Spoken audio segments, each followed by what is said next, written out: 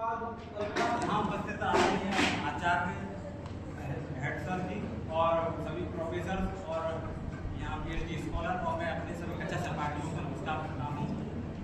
तो चुनौतियों से डरकर कभी खिलाड़ी मैदान नहीं छोड़ा करते, चुनौतियों से डरकर कभी खिलाड़ी मैदान नहीं छोड़ा करते और जिनके पास ज्ञान की ताकत होती है वो किसी से झगड़ा नहीं करते, लिखती मिटाकर खुद की कश्ती हिंदुस्तान की कश्ती, ऐसे शेर कभी किसी की बंदिशों में नहीं बना करते। ऐसे ही थे डॉक्टर भीमराव अम्बेडकर जी, जिन्होंने एक ऐसी इंसानियत की ऊंची छलांग लगाई जिससे कि वो इंसानियत की खून से भारत के चमन सींचा।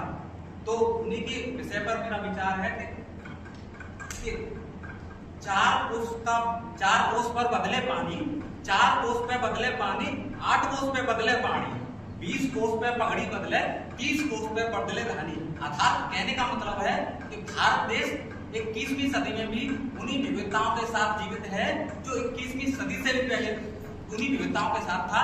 लेकिन उस समय वो दौर हुआ करता था कि उन सड़ी गली परंपराओं प्रथाओं के कारण इंसान की जीवन की तरह नहीं बल्कि पशुओं की तरह जीवन जीना पड़ता था।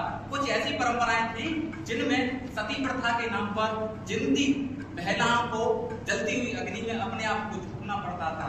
ये बातें उस समय बहुत पुरानी थी।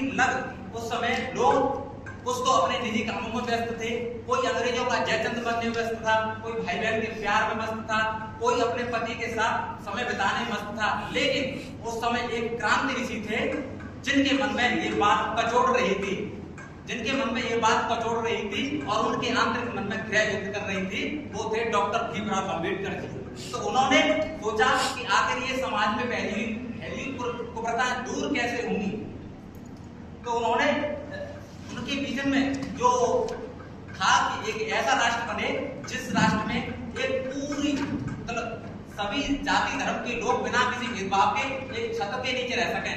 छत तो बहुत दूर की बात, जरूरत पड़े तो एक वृक्ष के नीचे भी रह सकें, कि ऐसी भेदभाव मिटाकर के बिना मतलब जिसमें कोई जाति द्वेष की भावना न हो और जिसमें न किसी को पहनावा या कोई धार्मिक विरोधाभास झेलना पड़े, एक ऐसे समाज का उन्हें एक इजाद करना था।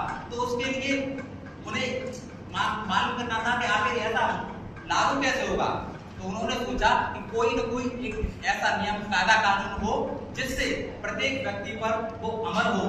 या तो कोई अपराध कर रहा है तो चाहे किसी भी जाति धर्म का व्यक्ति हो तो उस पर समान कार्रवाई हो, चाहे वो किसी भी जाति धर्म का व्यक्ति हो। यदि सत्ता के नियम ऊपर तक लागू हो रहे हैं तो वो अंतिम पायदान पर खड़े हुए व्यक्ति तक पहुंचने चाहिए और